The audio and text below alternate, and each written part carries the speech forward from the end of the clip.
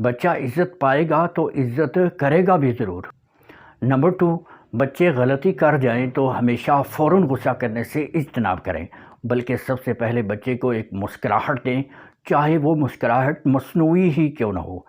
پھر لا حول ولا قوت الا باللہ پڑھ کر اپنے دماغ کو ٹھنڈا کریں۔ پھر بچوں کو باتوں باتوں السلام علیکم، میں ہوں خالد محمود ہاشمی، آپ دیکھ رہے ہیں ہاشمی اپس کے لائیو یوٹیوب چینل۔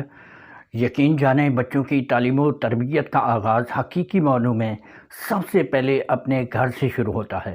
بچوں کے لیے گھر میں تربیت اور ادب و آداب کے حوالے سے بہتر ماحول تشکیل دینا والدین کی اولین ذمہ داری ہے۔ بچوں کے اخلاق کے حوالے سے والدین کے طور طریقے، عادات اور بولے جانے والے الفاظ بچوں کے ذہنوں پر مستقل اثرات مرتب کرتے ہیں۔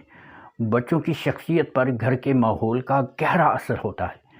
بچوں کی شخصیت کی تعمیر میں والدین اور دیگر قریبی رشتہ داروں اور قریبی دوستوں کی شخصیت اور کردار بہت زیادہ اثر انداز ہوتا ہے۔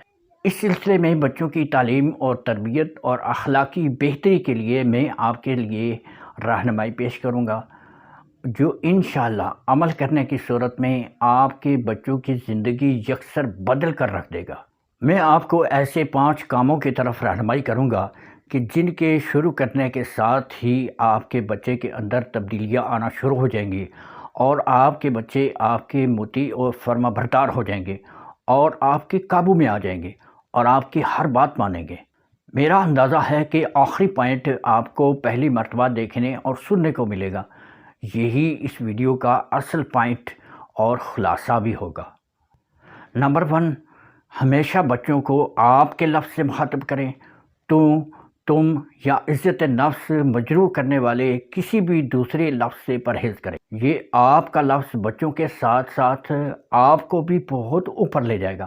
بچہ عزت پائے گا تو عزت کرے گا بھی ضرور۔ نمبر 2، بچے غلطی کر جائیں تو ہمیشہ فوراً غصہ کرنے سے اجتناب کریں، بلکہ سب سے پہلے بچے کو ایک مسکراہٹ دیں، چاہے وہ مسکراہٹ مصنوعی ہی کیوں نہ ہو۔ پھر لا حول ولا قوت الا باللہ پڑھ کر اپنے دماغ کو ٹھنڈا کریں۔ پھر بچوں کو باتوں باتوں میں پیار سے سمجھا دیں، بچے آپ کے دیوانے ہو جائیں گے۔ نمبر 3، آپ بچوں کے والدین ہونے کے ساتھ ساتھ ان کے دوست بھی بن جائیں۔ یقین جانیں جب آپ نے بچوں کو اپنا دوست بنا لیا تو بچے دوستوں کے حوالے سے سب سے پہلے آپ کو ترجیح دیں گے، آپ سے ہر بات شیئر کریں گے، آپ کو اپنا مسیحا بنا لیں گے۔ اگر بچے والدین کے سامنے اپنا ہر مسئلہ شیئر کرتے ہیں تو سمجھ جائیں کہ آپ کے بچے سیکیور ہیں، وہ آپ سے بہت زیادہ قریب ہیں اور سب سے پہلے اچھا اور سچا دوست آپ کو ہی مانتے ہیں۔ یقیناً کسی سلوشن کے حوالے سے کسی دوسرے بندے کی ضرورت ہی نہیں پڑے گی ان کو، اور بچے آپ کے پاس ہی آیا کریں گے۔ یقین جانیں ایسا کرنے سے بچے کے دیگر دوست کھیل کود اور ہنسی مذاق اور انٹرٹینمنٹ کی حد تک ہی ہوں گے۔ جب بچے حقیقی اور رازدار دوست آپ کو ہی سمجھیں گے تو سمجھ جائیں کہ بچے بھی کامیاب اور آپ والدین بھی کامیاب۔ نمبر 4، بچوں کے لیے خاموش دعاؤں کا اہتمام کریں، یعنی جب بھی بچے کسی غلطی کا ارتکاب کریں، غصہ کریں، لڑائی کریں، پڑھائی میں سستی کریں وغیرہ وغیرہ، تو ہر موقع پر ان کے لیے رب سے دل ہی دل میں دعائیں کرتے جایا کریں کہ یا رب العالمین ان کی یہ حالت بدل دے، ان کو سیدھی راہ دکھا دے، ان کو اچھے عمل کرنے کی طرف ان کا دل مائل کر دے۔ والدین اس چیز کا بھرپور اہتمام کریں کہ آپ کے بچے کس قسم کے ہم عمر بچوں کے ساتھ اٹھتے بیٹھتے ہیں، ان کا کردار کیسا ہے، آپ کے بچوں کے حق میں وہ فائدہ مند ہیں یا نقصان دہ ہیں۔ آپ اس حوالے سے بچوں کے معاملے میں بہت زیادہ سیریس رہیں۔ پوائنٹ نمبر 5، اب میں اصل راز بتاتا ہوں کہ جس کے نتیجے میں بچے آپ کے کنٹرول میں آ جائیں گے، خوش بھی رہیں گے اور آپ کو اہمیت اور عزت بھی دیں گے۔ جب بھی بچے کوئی بھی غلطی کر بیٹھیں تو انہیں روکنے کے لیے نہ، نہیں، مت، چھوڑ دو، نہ کرو، باز آ جاؤ وغیرہ وغیرہ کے الفاظ استعمال کرنے سے بالکل اجتناب کریں۔ اس رویے کو ریئیکشن ود نیگیٹیوٹی کہا جاتا ہے، جو بچے کو فوراً شاک کر دیتا ہے، بچے کے اندر آپ کے لیے مخالف جذبات پیدا ہو جاتے ہیں، اور وہ خود کو تو صحیح سمجھ رہا ہوتا ہے مگر آپ کے منع کرنے سے اس کے اندر سوالیہ خیالات پیدا ہو جاتے ہیں۔ وقتی طور پر تو وہ رک جائے گا، مگر موقع ملتے ہی وہی کام دوبارہ شروع کر دے گا، کیونکہ آپ کی مخالفت اسے سمجھ میں نہیں آتی۔ اب آپ نے ریئیکشن ود نیگیٹیوٹی کی بجائے ریئیکشن ود پازیٹیوٹی کی ٹیکنیک اپنانی ہے۔ وہ کیسے؟ اب آپ نے دھیان سے سننا ہے۔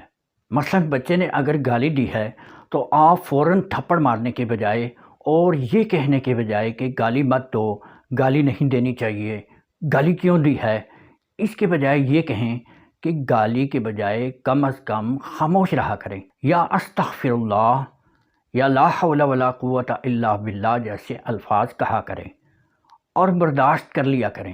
یہ چیزیں سننے کے بعد بچہ فوراً سوچ میں پڑ جائے گا اور ضرور سوچے گا کہ گالی دینا اچھی چیز نہیں ہے، گالی کی بجائے مجھے یہ کام کرنے چاہیے۔ یعنی بچے کے سامنے اس کا آلٹرنیٹ یا متبادل چیزیں پیش کریں تاکہ بچے کو سوچنے کا موقع مل جائے کہ جو کام اس نے کیا ہے وہ اچھا نہیں ہے، بلکہ اس کے بدلے میں اسے یہ کام کرنا چاہیے تھا۔ یا بچہ موبائل کا عادی بن چکا ہے تو آپ اس عادت سے اس کو چھڑانا چاہتے ہیں، تو بچے سے فون چھیننے کے بجائے، اسے ڈانٹنے کے بجائے، اسے برا بھلا کہنے کے بجائے آپ موبائل کے اندر ایک اچھی چیز اس کو آن کر کے دے دیں، اچھی چیز کی طرف اس کی رہنمائی کریں کہ بیٹا یہ چیزیں دیکھا کریں، ان چیزوں سے آپ کو دنیا میں بھی فائدہ ملے گا اور آخرت میں بھی ملے گا۔ انشاءاللہ آپ کے بچے کا ذہن اچھائیوں کی طرف لگنا شروع ہو جائے گا۔ یا بچے نے چوری کی تو آپ اسے چور کہنے یا چوری سے منع کرنے کی بجائے یہ کہیں کہ بیٹا چوری کرنا برا کام ہے، چوری کرنے کے بجائے کوئی بھی چیز مانگ لیا کریں، اگر مناسب ہوا تو آپ کو کوئی بھی منع نہیں کرے گا۔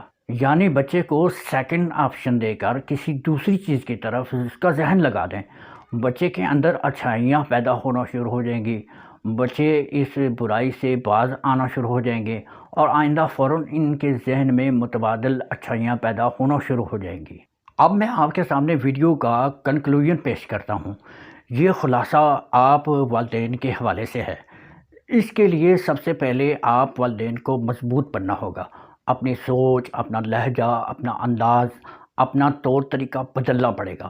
اسی صورت میں آپ اپنے بچے کو اچھی تربیت دے سکیں گے، ایک درست سمت پر ڈال پائیں گے۔ بصورت دیگر آپ ایک دو مرتبہ یہ کام کر کے چھوڑ دیں گے اور بچے اپنی جگہ اور آپ اپنی جگہ آ جائیں گے، نتیجہ یقیناً 0% ہوگا۔ اس لیے بچوں کو سمجھانے سے پہلے عملی طور پر اپنے آپ کو پازیٹیو معاملات میں بچوں کے سامنے عملی نمونہ بنیں۔ اللہ رب العزت مجھے اور آپ کو ان تمام باتوں کو سمجھنے اور اس پر عمل کرنے کی توفیق عطا فرمائے، اور ہمارے بچوں کو برائیوں سے اور آج کل کے جتنے بھی فتنے اور فساد ہیں ان سے دور رہنے کی توفیق عطا فرمائے۔ اجازت دیجیے، السلام علیکم ورحمۃ اللہ وبرکاتہ۔